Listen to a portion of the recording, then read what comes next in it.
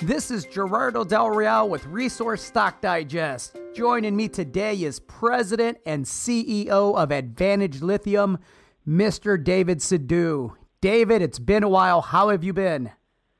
Gerardo, I've been pretty good here. We've had a quiet summer, but we haven't seen each other since that epic site visit we had in Argentina when you got to meet our staff and see the breadth of what we were doing there and how quickly we advanced our resource here. But it's good to talk to you guys again and give some shareholders an update on Advantage.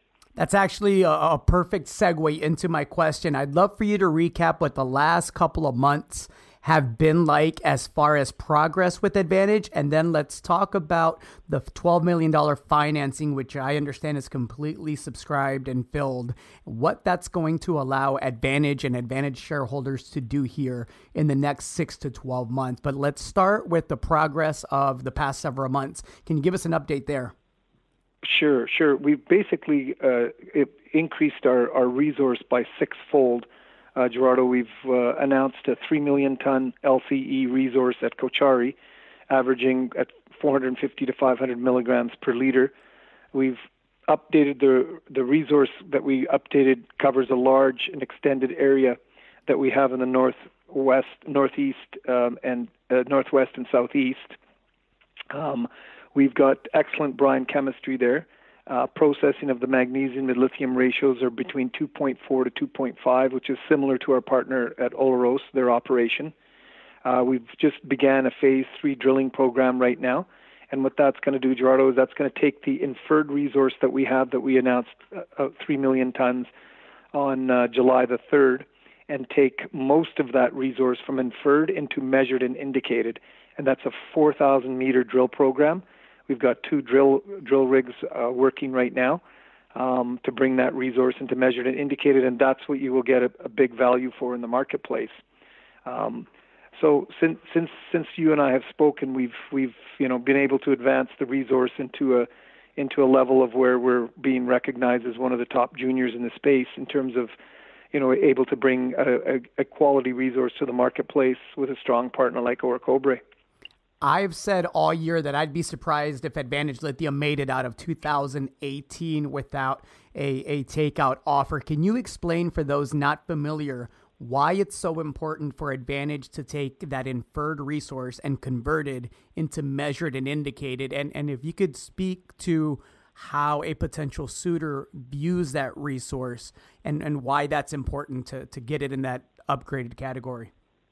Well, we'll give you a bit of the metrics right now. There's such a disconnect right now, Gerardo, because that's a great question from the North American capital markets in valuing lithium companies like Advantage Lithium and what's happening in Asia and in South Korea to some extent. If you look at what's happening in the electric vehicle revolution, it's moving much faster than anybody's expected. China is doubling its electric vehicle production capacity every 12 months, while car makers like Volvo, Volkswagen, Tesla are spearheading growth elsewhere. So growth's continuing to grow. You're going to need lithium, obviously, for those batteries. You look at some of these companies right now that are building these major gigafactories around the world, and primarily most of them are in Asia and South Korea now starting to get involved. There's a deal that gives us a strong metric of where we probably will rank in terms of valuation per ton in the ground.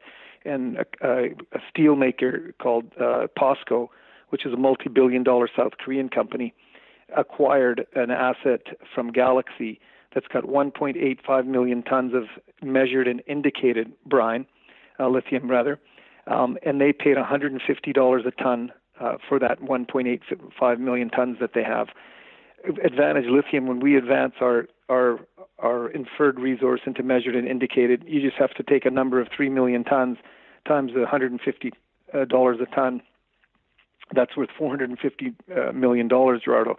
There's a lot of value that we built there. There's such a disconnect with the markets in North America and what's happening in Asia and some of the other countries that are actually building up this demand that they see in 2025, and onwards of electric vehicles, fleet vehicles, buses, trucks, it's a big market that's going to explode. And I think this fall we're going to have a very strong market in lithium again. It's going to rebound. It's just summer doldrums we're in right now, and I believe that we'll get fair value in the marketplace this fall. I don't know where we're going to end up by year end, Gerardo, but we've certainly got a lot of people knocking on our doors. We're putting a data room together right now with all the drill results we have, the pump tests we're doing. And just to summarize some of the news that's going to be coming out this year as we developed our resource further, we're going to have our preliminary economic assessment, which is a PEA, in early August. And we're also going to emphasize our environmental impact study timelines, which should be quite quickly approved by the government authorities in Argentina, because we're just going to overlap Lithium Americas, SQM's, and Orocobre's environmental impact study, because we're in the same basin, it's the same chemistry, same brine, so we don't have to pay a lot of money to that and reinvent the wheel. That's a significant announcement that we're going to make in early August. That'll your shareholders and readers will see what kind of value this project is. Just to summarize, David, using the metrics that you outlined, the $150 per ton, that would be equivalent market cap wise to like 5 times Advantage's current market cap. Is that correct? It's 4 times. It's crazy right now. That's why I say it's the disconnect. If you take that number and you take in U.S. dollars, that's 450 U.S., which is, I would say about 4.5, 5 times the current value in the marketplace. It's actually quite insane when you look at it like that. Yeah. Second point that I'd love to make is you talked about increasing the confidence in the resource, getting it into the measured and indicated category, but you're also drilling at depth now. And I know the potential there. When I visited the project, all the geologists, all the chem people, they were excited about the potential at depth. Can you speak to that a bit? Because there's the potential for significantly more tonnage. I think we will, as we drill through the next several months and have news each month starting in August on pumping tests and new drill results.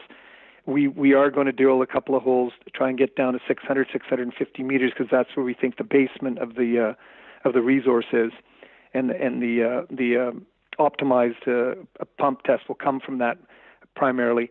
But when we talk about the current resource we have, that's enough to garner a 5 to 6 fold increase in market cap on Advantage Lithium. But you're correct.